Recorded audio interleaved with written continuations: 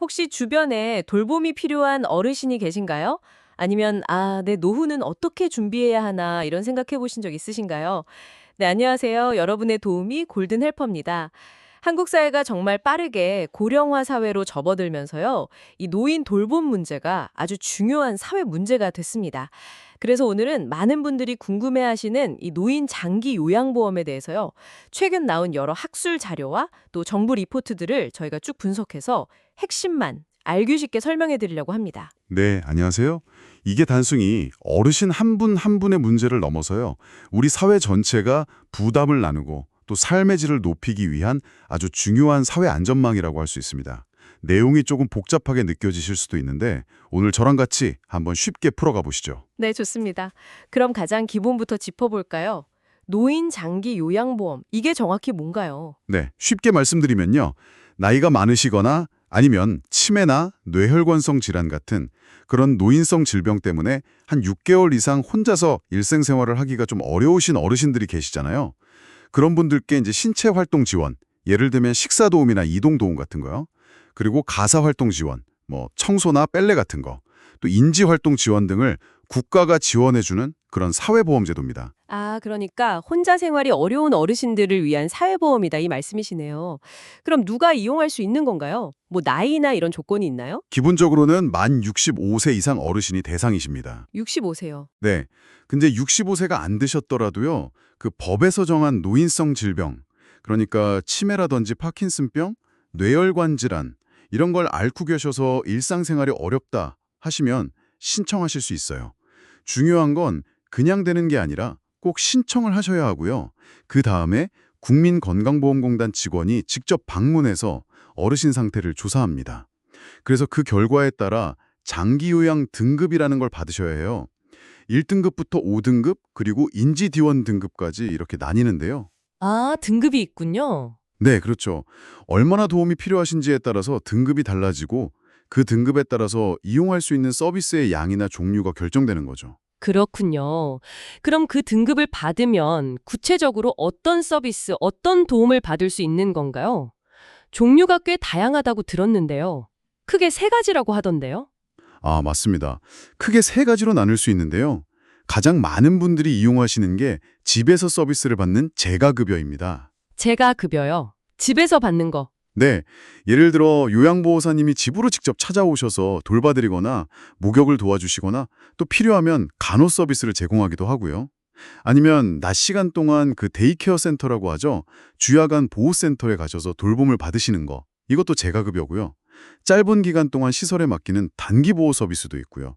또 치매가 있으신 어르신들을 위한 인지활동형 방문 요양도 재가급여에 포함됩니다. 그리고 휠체어나 어르신용 침대 같은 거요. 그런 복지용구를 사거나 빌릴 때 비용 지원해 주는 것도 있고요. 와, 집에서 받을 수 있는 서비스가 생각보다 정말 많네요. 그럼 다른 두 가지는 뭔가요? 네, 다음은 이제 시설에 입소하시는 시설급여입니다. 요양원 같은 곳이요. 네, 맞아요. 흔히 아시는 노인 요양시설, 거기는 이제 정원이 10명 이상이고요. 조금 더 작은 규모로 가정 같은 분위기에서 지내시는 노인 요양 공동생활가정, 이걸 그룹홈이라고도 하는데 거기는 5명에서 9명까지 계시는 곳이에요. 이런 곳에 입소해서 24시간 돌봄을 받는 거죠. 그렇군요. 그럼 마지막 하나는 뭔가요? 마지막은 특별현금급여인데요. 이건 좀 예외적인 경우에 해당됩니다.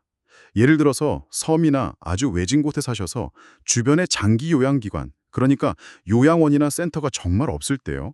그럴 때 가족이 직접 돌보시면 일정 금액을 현금으로 지원해주는 가족요양비가 대표적입니다. 아하, 그렇군요. 서비스 종류가 재가, 시설, 특별 현금 급여 이렇게 세 가지. 그런데 아까 등급에 따라서 이용 가능한 서비스가 좀 다르다고 하셨잖아요. 그건 어떻게 되나요? 네, 보통은 거동이 많이 불편하신 1등급, 2등급 어르신들은 재가급여를 이용하시거나 아니면 시설급여, 그러니까 시설 입소를 선택하실 수가 있어요. 둘 다 가능하신 거죠. 1, 2등급은 선택이 가능하고 네. 그런데 그보다 상태가 조금 더 양호하신 3등급에서 5등급 어르신들은 원칙적으로는 재가급여를 이용하시도록 되어 있습니다. 집에서 서비스를 받으시는 거죠.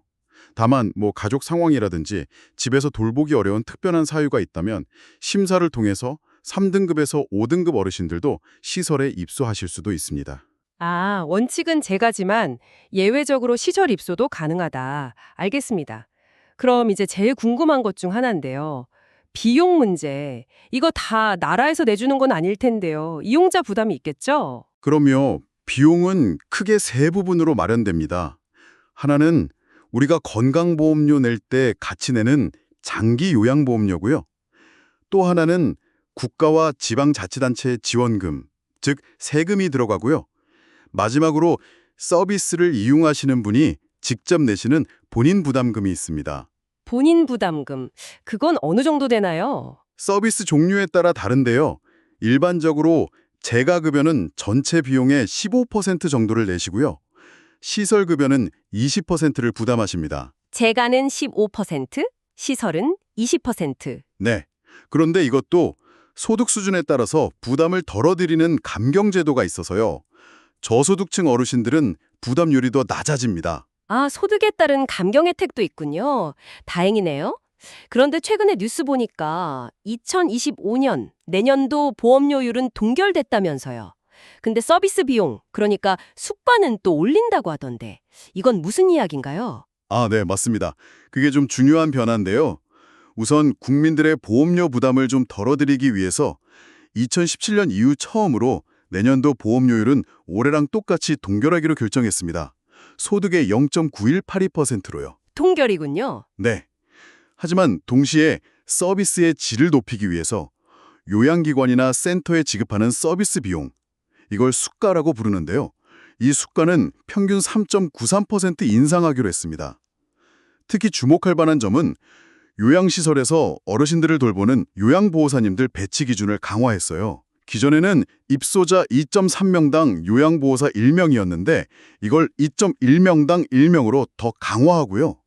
이 새로운 기준을 잘 지키는 시설에는 수가를 무려 7.37%나 더 많이 올려주기로 했습니다. 와, 7.37%면 꽤 큰데요? 그렇죠. 이건 결국 돌봄 인력의 처우를 개선하고 어르신들께 더 나은 서비스를 제공하려는 그런 정책적인 의지가 반영된 거라고 볼 수 있습니다. 그렇군요. 보험료는 묶어두되 서비스질 개선을 위해 수가를 올린다. 특히 인력 기준을 맞추는 곳에요. 좋은 방향인 것 같네요. 근데 뭐 아무리 좋은 제도라도 운영하다 보면 어려운 점이나 좀 개선해야 할 부분들이 있기 마련이잖아요. 관련 자료들을 보면 어떤 점들이 주로 지적되나요? 네, 맞습니다. 여러 가지 과제들이 계속 나오고 있는데요. 우선 가장 중요한 것 중 하나가 안정적인 재정 확보 문제입니다. 특히 법으로 정해진 국고 지원 비율이 있는데 이게 잘 안 지켜지는 경우가 있다는 지적이 꾸준히 있고요. 아, 나라에서 지원하기로 한 돈이 제대로 안 들어온다. 네, 그런 문제 제기가 있습니다. 또 하나는 서비스 제공기관이 너무 많이 생기면서 그 질 관리가 제대로 되고 있느냐 하는 문제도 있고요. 그리고 요양보호사님들 같은 돌봄 인력의 처우가 여전히 낮다는 점, 그래서 좋은 인력을 구하기 어렵다는 점도 큰 문제입니다. 그리고 일부 기관에서 서비스를 제대로 제공하지 않고 비용만 부당하게 청구하는 문제도 근절해야 할 과제고요. 인력 문제, 질 관리, 부당 청구. 해결할 게 많네요. 네. 그리고 시설에 계신 어르신들의 인권 문제도 우리가 계속 관심을 가져야 할 부분입니다. 네, 정말 중요한 말씀입니다. 오늘 이렇게 노민장교양보험에 대해서 핵심적인 내용들을 쭉 짚어봤는데요. 정말 나와 내 가족의 노후를 위해서 꼭 알아둬야 할 필수 정보라는 생각이 듭니다. 제도를 잘 이해하고 또 필요할 때 잘 활용하는 게 중요하겠네요. 또 더 좋은 방향으로 발전하려면 우리 모두의 관심이 필요하다고 생각합니다. 마지막으로 이런 질문을 한번 던져보고 싶습니다. 앞으로 이 제도가 단순히 몸이 불편하신 것을 도와드리는 신체적 돌봄을 넘어서요. 어르신들이 느끼실 수 있는 외로움이나 어떤 소외감 같은 거 있잖아요. 그런 마음의 건강, 정신적, 심리적 안정까지 어떻게 하면 더 세심하게 포괄할 수 있을까? 이 점을 여러분도 한번 같이 고민해 보시면 어떨까 싶습니다. 네, 정말 의미 있는 질문이네요. 신체적 돌봄을 넘어 마음의 건강까지 함께 고민해 볼 문제입니다.